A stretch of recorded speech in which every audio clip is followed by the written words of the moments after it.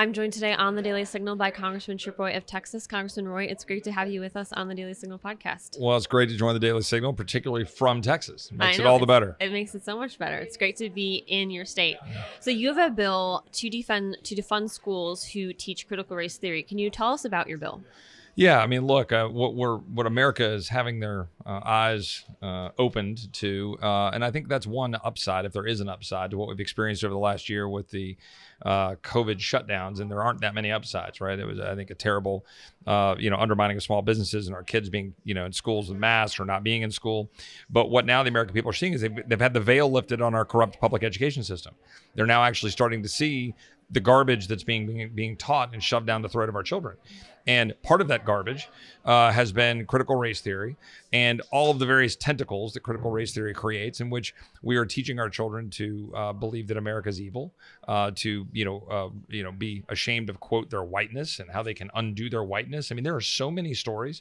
If you go look, and people ignore, they say, "Oh, this isn't real." No, it's real.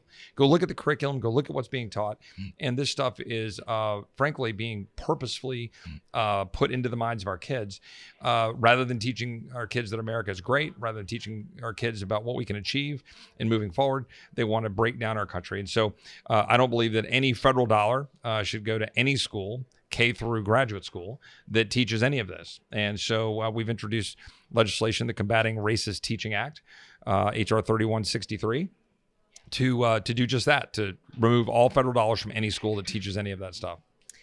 Can you talk a little about how, you mentioned this briefly in your opening remarks, but how critical race theory is affecting what children learn in schools? Can you talk a little bit more about what these kids are hearing in their classroom from their teachers? Yeah, I mean, so this goes all the way from the issues with training teachers to teach this, and then this stuff gets implemented. It's not like they roll out the CRT manual, right? I mean, it's not like they just go, "Oh, here, we're teaching critical race theory today." What they do is, though, they train teachers, and then each one of these little things and nuggets gets buried into all of the, and throughout the curriculum.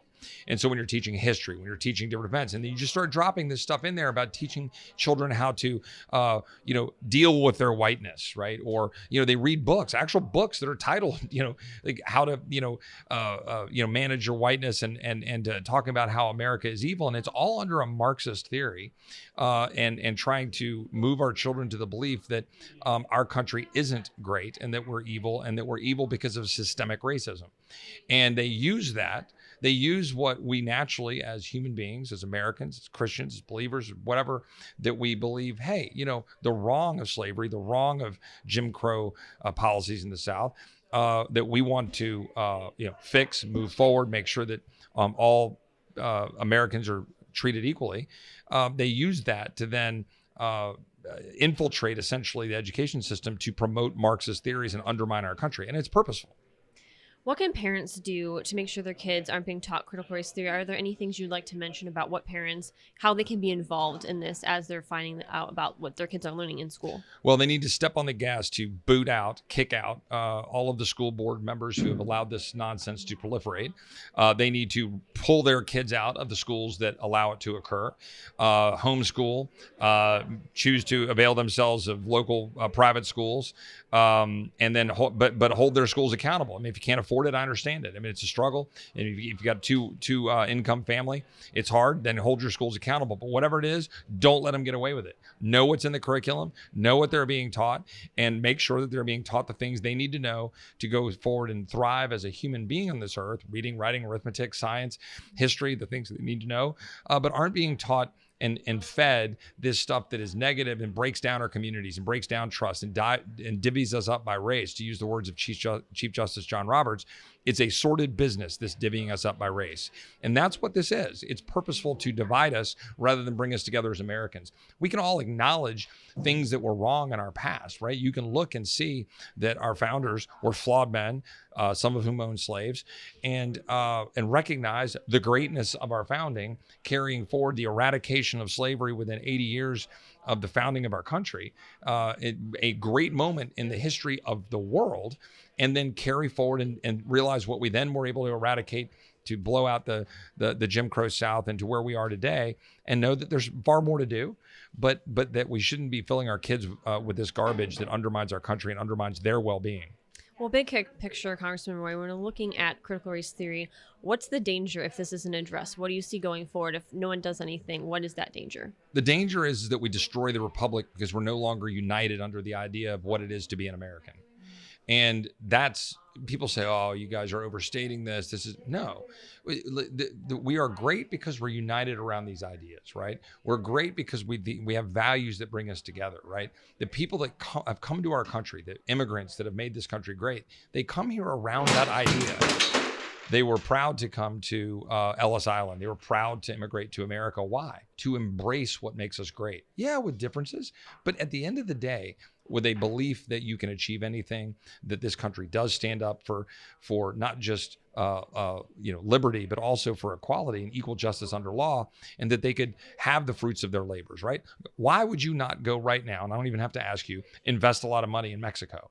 Because the rule of law isn't enforced, right? The rule of law is what separates us and really highlights what is great about this country. And when you undermine the rule of law and destroy what all those things that hold us together, including a belief that we're united as Americans, then it destroys the fabric of the country.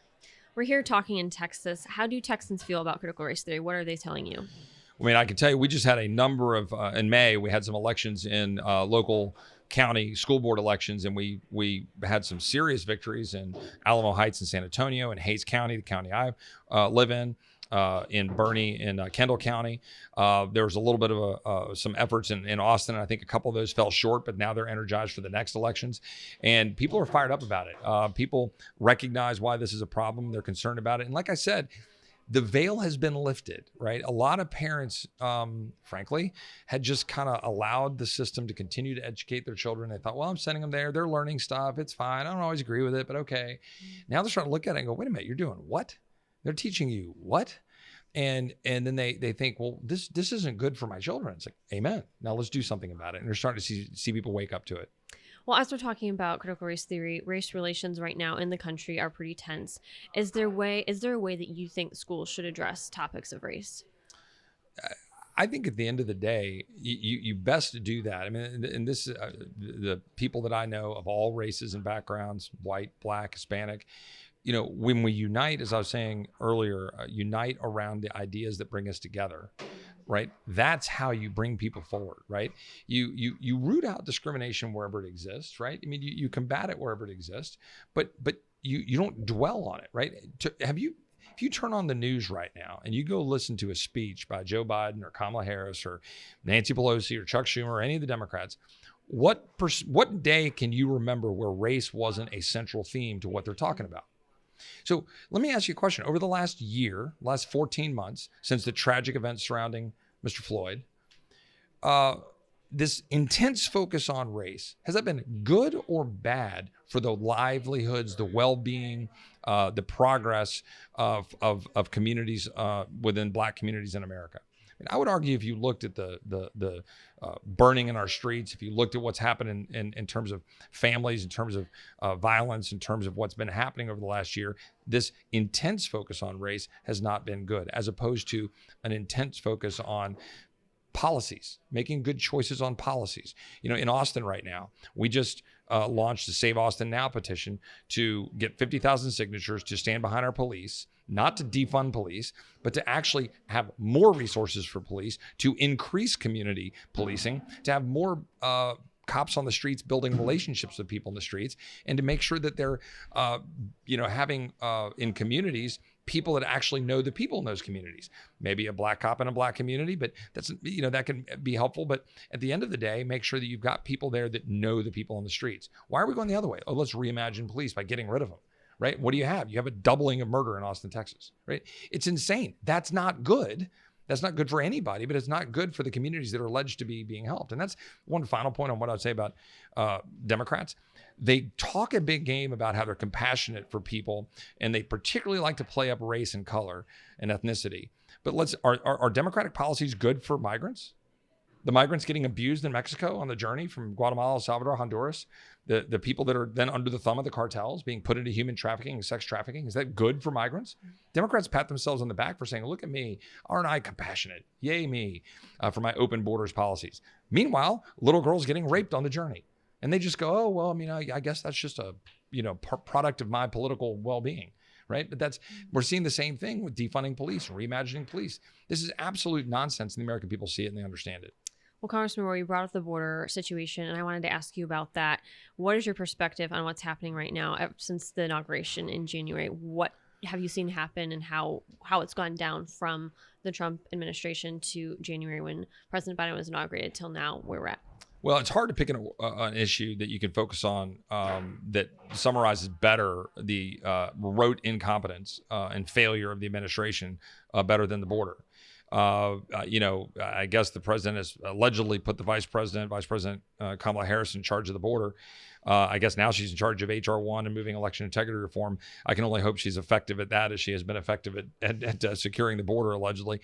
But, what's happening is we joke about it, but it's a tragedy. I mean, I talk to ranchers every day that have their property being destroyed, fences being destroyed. We see, photographs on ranches where a little girl had her hands bound behind her back. Kat Kamak, my colleague, was just talking about conversations she had with a young lady who had been gang raped on the border. I talked to a 7-year-old girl who was on the journey alone by herself, had no family, had no friends. We talk about, 600,000 apprehensions through mid-May of this year, probably pushing 700,000 soon. 300,000 gotaways and releases. We have more fentanyl that came through in the first 4 months of this year than all of 2020 combined. It's just absurd what we're doing, and we're seeing this unfold and destroy communities. As my colleague Kat was talking about the amount of fentanyl, and we've got this fentanyl heroin cocktail and what's happening to our children in schools, the amount of opioids flowing into our country. Why? Because we have open borders, right? By the way, we could secure our border in about a week. Seriously, if you just had the willpower to do it, you could roughly secure it in about a week. Certainly within the year, we could have it pretty much fully secure. And you just change the policies, the asylum policies, the catch and release policies, knock the knees out from under the cartels, make sure that we fix TVPRA, use return to Mexico, Title 42 for the, COVID and communicable diseases. We could limit flow, and then we could get busy building walls, roads, infrastructure, border patrol, and we could have a secure border. We could do it immediately. We just choose not to. Well, I wanted to ask you too, you mentioned the vice president, how she's been put in charge. And I believe recently she said this past week that she's dismayed by the rhetoric surrounding her, role in this situation. But I've already been twice at the border this year. She's vice president. She hasn't chosen to go. So I guess what would your message to her and other leaders be right now? Well, my message would be is, if you look at a map of the United States and you just go over to the middle of the country and go down, there's a state and it's called Texas. And then there's this river along Texas called the Rio Grande, and it borders Mexico. There's a problem down here, and you're allegedly in charge of it. They have planes. I think you actually have a plane that you can use. Pretty sure taxpayers pay for it. You can fly out of an Air Force base in Washington, D.C., right outside D.C. You can get on that plane, taxpayer funded. You can fly directly to the border. I don't get to do that. I get on Southwest Airlines. I got to wait for a single direct flight, fly to Austin. Then I got to drive 5 hours down to McAllen. Now I do it all the time because I live in Texas and I drive down to the border. You can fly directly into McAllen. It'll take you about 3.5 hours. You can go down and you can see with your own eyes what's actually happening down at the Rio Grande. Yet you refuse to do that. And for about 2 weeks now, I've been throwing out there, I'm happy to debate you anywhere, anytime. I will show up anywhere the vice president says, and I will go there and I will debate her on the border. She won't do that because she knows their policies are an abject failure. They are endangering Americans, endangering migrants, weakening our country, weakening our children, endangering our children, filling our schools, filling our hospitals. She knows that it's a failed policy, so there's no chance she'll show up to debate, but that offer stands. Well, you mentioned the ranchers that you speak to and the broken fences, the broken water lines, everything that we see that happens on these ranches. More broadly speaking, how does illegal immigration affect Texans? Well, look, you have direct impact. How about Jared Vargas, who 2 years ago was murdered in San Antonio by an illegal immigrant who was working at the restaurant where he was working.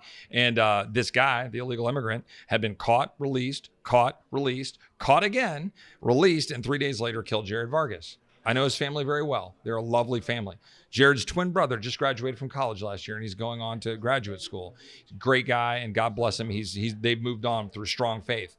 That's one story of dozens, of hundreds, I could tell you, of Americans that have been negatively impacted by this situation.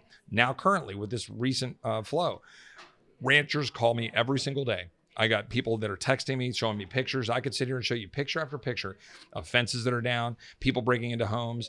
I had the mayor of Uvalde, Texas, which is just south of the district I represent. The mayor said they had a 100-mile-per-hour high-speed chase through their town yesterday, and a migrant went through and they threw a gun out the door as they went blowing through. The district attorney in Kendall County, Texas, just outside in Bernie, just outside of San Antonio, Nicole Bishop, they had 9 immigrants in a car, 2 of them bound up in a trunk. They were headed to a stash house in Houston, Texas, to be put into the sex trafficking and human trafficking trade. One of the kids in the car had paid $4,000 to go pick grapes in California. The driver of the car is an American citizen, employee of the Cartel del Noreste of Los Zetas operating in Nuevo Laredo. That's what's happening every day in Texas, every single day. Fentanyl's killing our kids, human and sex trafficking in our country, 600,000 apprehensions. That means hundreds of thousands of gotaways. Negative impact on our schools, negative impact on our communities, crimes that are committed against American citizens. But really, most of all, we've empowered cartels to run the border of the United States. Well, before we wrap up, I wanted to talk a little bit about H.R. 1. It was called the For the People Act. Now I believe Democrats are calling it the John Lewis Act. What's your perspective of this legislation? And what is your thought on it? It's absolute and total garbage. It federalizes elections in a way that it undermines the very structure of our Constitution. It would limit Texas's ability or any other state's ability to have voter identification. It would basically put in place mandates that require us to use mail-in ballots in ways that undermine our ability to have integrity in our ballots and elections. It would pay for campaigns for federal candidates, which inserts the government into that mix. I mean, I go down the laundry list of things, but it is a federal takeover of our elections. It is, I think, in some ways unconstitutional, maybe not in other ways, but it's certainly highly problematic. And I'm obviously strongly against it. I think states ought to be doing what they're doing. We saw Florida, Iowa, Georgia, other states that have passed reforms. Texas needs to kick it into gear. They just closed out their legislative session without passing election reform. That's a fail. They need to come back into session and pass election reform. The governor's going to call them back. I hope he'll do so pretty quickly, and they'll get back in and pass reforms. We need to ensure that we use voter ID not just in person, but have voter ID attached to mail-in ballots. We need to target mail-in ballots to those who need it, who request it, who are sick, infirm, serving overseas, but largely then have people be able to show up in person, know that who's voting, that ballot is attached to that person. Because if you don't, people say, oh, you're trying to limit votes. No, we're not. We're trying to make sure every ballot that's cast is a ballot that you can trust, so that if you cast your ballot, it's not being diluted or watered down by somebody voting who's not supposed to be voting. I introduced legislation to require USCIS, DHS to provide the information necessary to ensure that only citizens vote. This is common sense in a republic. A republic's only as strong as the faith you have in the elections when you're sending representatives to represent you, and we need to make sure that we can believe it. HR 1's a disaster. We can hope that Senator Manchin holds the line, but we need states, Texas, and others to step up and lead and demonstrate that we're going to fix our elections here locally. Well, Congressman Roy, thank you for joining us on the Daily Signal. It's great having you with us. Great to join you as always. Glad you're in Texas.